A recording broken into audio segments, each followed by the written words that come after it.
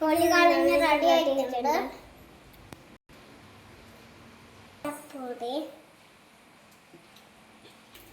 ഇത് കറിവേപ്പില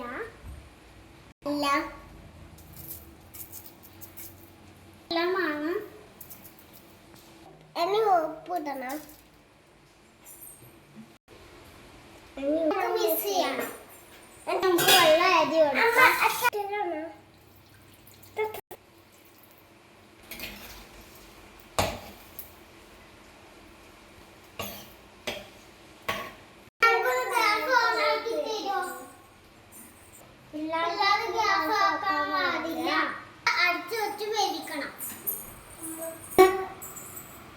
ഇത് നമുക്കൊന്ന് അരച്ചെടുത്തിട്ട് വരാം.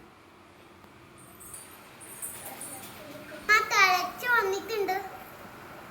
ഈ തേങ്ങ അരച്ചത് ചേർത്ത് കൊടുക്കാം. കൊണ്ട് നമുക്ക് വേവിക്കണം. നമുക്ക് മോളടിയെടുക്കാം.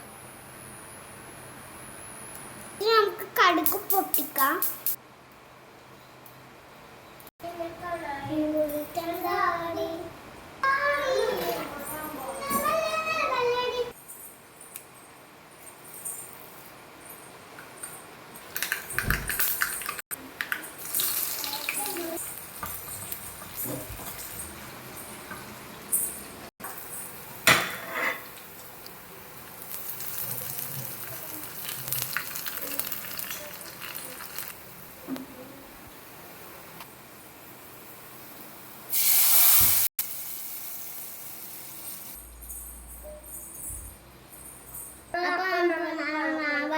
ശരി, റെഡി ആയിട്ടുണ്ട്. തുറന്ന് നോക്കാം.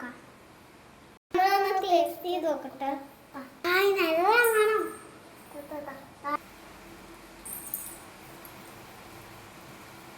അടിപൊളി.